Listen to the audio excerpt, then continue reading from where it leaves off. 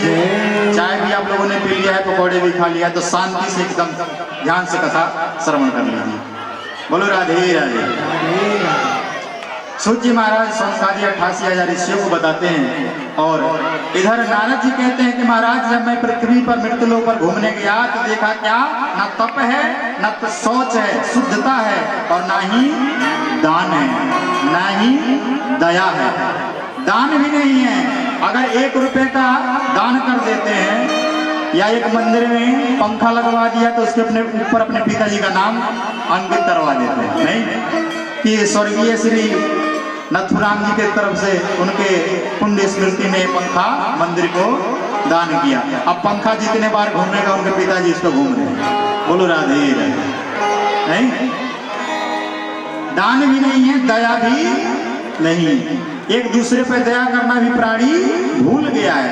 और कहते हैं महाराज मैंने क्या देखा, नारद जी कह रहे हैं सनक सनंदन सनातन और सनत कुमार चारों ऋषियों से कह रहे हैं क्या, कि नारी विभस नर सकल गुसाई,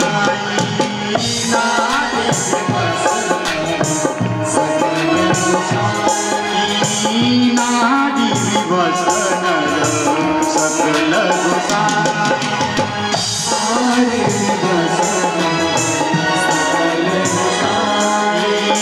नाचहि नट मर कटि कीनाई, नाचहि नट मर कटि कीनाई। क्या देखा महाराज, कि नारी विवश नर सकल गुसाई, कि नारी के विवश में बस में होकर के पुरुष किसके भागी, जैसे मदारी बंदर को नचाता है, नाचा हिनट मरकट कीनाई, जैसे मदारी बंदर को नचाता है वैसे औरतें आजकल पुरुष को नचा रही हैं। कहती हैं कि आज बाजार जाना है तो जाना है, नहीं जाना है तो नहीं जाना है। कलयुग की स्थिति बता रहे हैं नारद जी कि क्या हो रहा है, ऐसा हो रहा है कि नहीं हो रहा है, बोलो आप लोग। नारद जी बता रहे हैं कि नाचा हिनट मरकट कीनाई, नारी विवश सर सकल गोसाई, स्त्री प्रधान हो गई है। और क्या क्या बताते हैं सुनिएगा, कहते हैं कि मात पिता कन्ही बुलावई, उदर भरही सोही धर्म सिखावही। हर एक माता पिता अपने बेटे को उतना ही शिक्षा दे रहे हैं कि बेटा अपना पेट पल जाए, दूसरों का भला हो या ना हो, अपना भला होना चाहिए। नारद जी बता रहे हैं और कहते हैं क्या है, कि तरुणी प्रभुता गे शाल को बुद्धिदायक। घर की प्रधानता कौन है, घर में सबसे ज्यादा अधिकार किसका चल रहा है, तो औरतों का, नहीं। और मालिक महामंत्री कौन बना हुआ है, होम मिनिस्टर के साथ साथ मंत्री भी चाहिए ना, कौन, तो अपना साला, साल को बुद्धिदायक।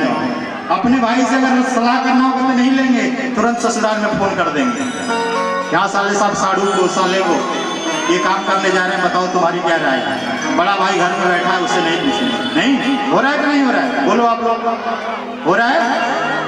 और कहते हैं नारद जी क्या क्या हो रहा है, कि कन्या विकृणो लोभा दंपति नाम चकलम कनम। स्त्री अपने अस्तित्व को बेच रही है, जीविका पार्जन कर रही है, अपने अस्तित्व को बेच करके धन कमा रही है। ऐसा स्थिति कलयुग में आ गया है महाराज। और इतना ही नहीं महाराज, जब मैं तीर्थ यात्रा करते करते घूमते घूमते आया तो मेरी एक औरत से मुलाकात हुई। वृंदावन में जब मैं आया तो एक स्त्री से मेरी मुलाकात हुई। जब मैं उस रास्ते से गुजर रहा था तो एक स्त्री ने आवाज दिया कि भो भो साधु छड़म तिष्ठम चिंतामपि नाशनम दर्शनम तव लोकस्य सर्वथा गहरम परम।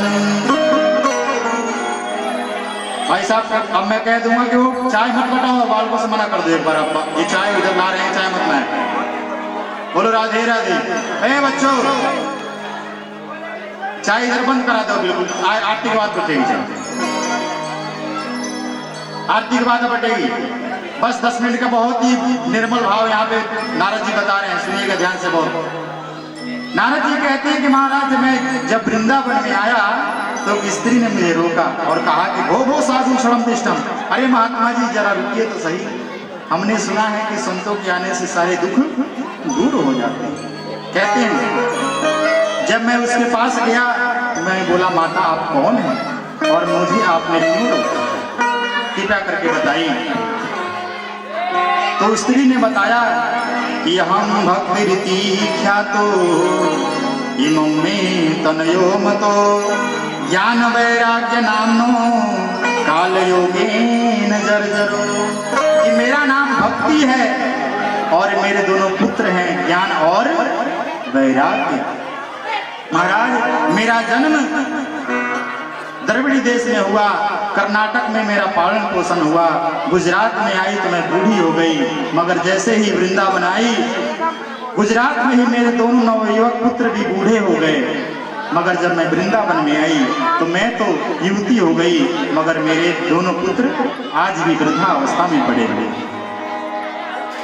भक्ति ज्ञान और वैराग्य। नारद जी बताते हैं कि उस स्त्री का नाम भक्ति है और उसके दोनों पुत्र हैं, उसके नाम ज्ञान और वैराग्य। वृंदावन में भक्ति तो है मगर ज्ञान और वैराग्य नहीं है। जब ज्ञान आदमी को हो जाएगा ना तो स्वतः ही इस संसार से वैराग्य हो जाएगा। भक्ति माता बताती है कि मैं जब कर्नाटक से गई तो वहां पे मैं भी बूढ़ी हो गई, वहां लोग भक्ति भी नहीं करते हैं, मगर जैसे ही वृंदावन में आई तो मैं तो युवती हो गई, मगर मेरे दोनों पुत्र बूढ़े के बूढ़े रह गए। कलयुग में भक्ति तो है मगर ज्ञान और वैराग्य नहीं है। भक्ति कैसे करना चाहिए ज्ञान नहीं है। जल शिव जी पर चढ़ाना है चढ़ता है, मगर कैसे चढ़ता है सब किसी को नहीं पता है। माता रानी की याद में गाय ने भी बछड़े को जन्म दिया। उधर जब उसके बहन का बच्चा पैदा हुआ रात रात में लेकर के आई और धुंधली देवी के पास रख करके चली गई। सुबह हुआ पंडित जी खुश हो गए कि मेरे घर तो संतान हो गया, संतान हो गया। खूब नाचे गाए धूम मचाए, खूब धन लुटाया। उधर जो गाय के पेट से जन्म लिया था सारा शरीर तो इंसान का मगर कान जो था वो गाय का, ऐसा बच्चा पैदा हुआ। आज आत्मदेव महाराज नामकरण संस्कार कर रहे हैं। सबसे पहले गाय के बेटे का नाम रखा गया तो सारा शरीर इंसान का है मगर कान गाय का है, इसलिए गोकर्ण उनका नाम पड़ा। बोलो गोकर्ण जी महाराज की। अब जब पंडित जी के बेटे का नाम रखने का बारी आया तो धुंधली देवी बोली कि तुम नाम मत रखना, पैदा मैंने किया, नाम तुम रखो। नाम मैं रखूं, मेरा बेटा है तो मैं नाम रखूंगी। पंडित जी बोले कोई बात नहीं आप रख लो। धुंधली देवी बोली कि मेरा नाम है धुंधली तो मेरे बेटे का नाम होगा धुंधकारी। नहीं, जथा नाम तथा गुण, जिसके जैसा नाम होता है उसी के अनुसार उसके अंदर गुण आते हैं। इसलिए नाम भी सोच समझ कर रखना चाहिए। आजकल लोग चिंकू पिंकू टिंकू रिंकू सिंकू नाम रख देते हैं। नहीं, नाम का कोई मतलब है उनका। पहले के लोग भगवान के नाम पे नाम रखते थे कि नहीं। आगे कथा आएगी अजामिल की, उसने अपने बेटे का नाम नारायण रख दिया। जब मरने का समय आया तो नारायण नारायण पुकारने लगा, भगवान के दूत आ गए। नहीं, तो पहले के लोग समझदार थे कि अपने बेटे का नाम भगवान के नाम पे रखते थे कि कम से कम दिन भर में 50 बार बुलाएंगे तो भगवान के नाम तो आ ही जाएगा। बोलो राधे राधे। महाराज समय बीतता गया। गोकर्ण जी महाराज काशी के विद्या अध्ययन करने के लिए चले गए और इधर धुंधकारी गोकर्ण महा यानी धुंधकारी महाखल। गोकर्ण जी महाराज बड़े विद्वान पंडित बन गए मगर धुंधकारी महाखल मूर्ख हो गया। अब सताने लगा, माता पिताजी को दोनों को सताने लगा। पैसा मांगता, नहीं देते तो मारता पीटता। आज फिर आत्मदेव जी दुखी हो गए। पुत्र भी मिला तो मूर्ख मिल गया। महात्मा जी की बात याद आ गई, सोचने लगे आत्मदेव जी की, ओह महात्मा जी ने जो समझाया था मैंने उनकी बात नहीं मानी, अगर मान लेता तो आज ये दुख देखने का